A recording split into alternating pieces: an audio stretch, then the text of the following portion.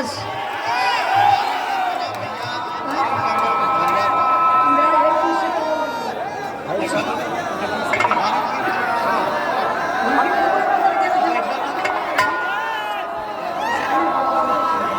कोनो लड़का बारात में गइल बा, लड़की के देख के वो लड़का आंख मार देलस। अच्छा बरतिया में कुछ लड़का यही बदे जाइबे करलन, कहिया मर्दे चल फलनवा के बराती में गल रही, बड़ा गजब गजब माल देखने रही।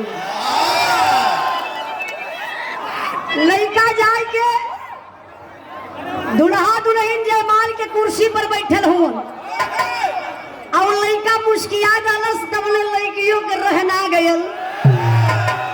आप लोग कहला कि जे हसल यही फसल उहे फसल। वो लड़की मुस्किया डालस, लड़का इशारा कैलस, एक्सक्यूज मी मैडम, मतलब नंबर मिलेगा क्या? आजकल नंबर भी बड़े आइडिया से लड़का पूछ ले थोड़ा बता दे थो। वो कैसे? इशारा कैलस लड़कवा, कैलस लिख लीजिए, मतलब ऐसे करत बा तो समझ जा कि नहीं, अगर 2 बार कदलस तो 99 डबल 9। यही तरीके से पूरा बिगड़ गया कि बनल। अच्छा चलिए, यही तरीके से नंबर मांगत पर लड़कियां ऐसा बुढ़िया ने जवाब करके जब मुश्किल है तब लड़का वही मंचवा पर चढ़ गया।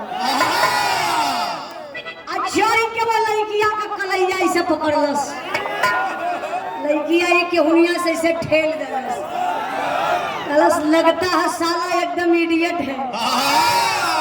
पूरा कुत्ता है कि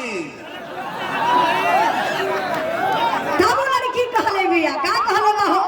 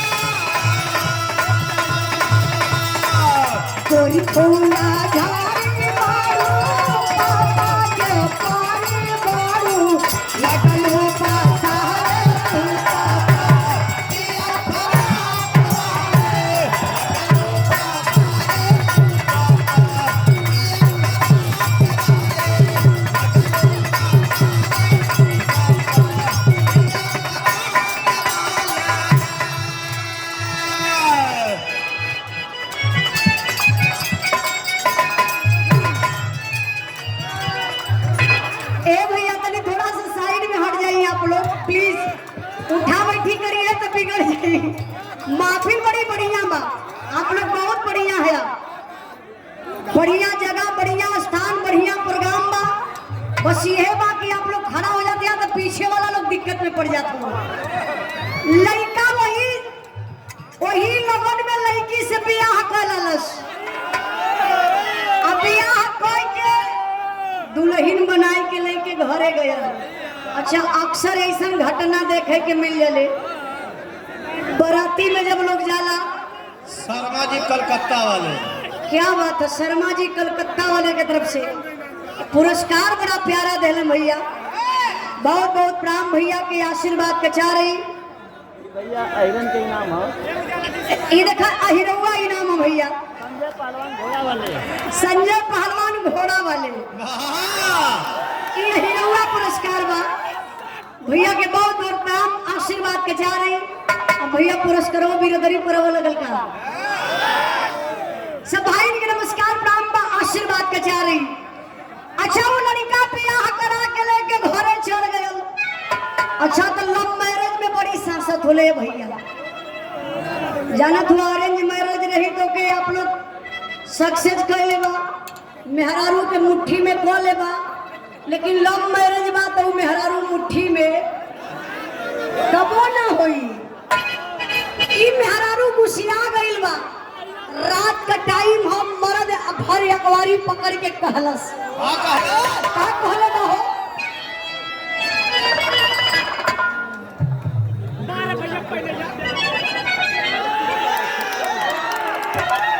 ये रखी सम्मान की हमारे बड़े भैया ग्राम प्रधान नसीरपुर का टाइम बकावत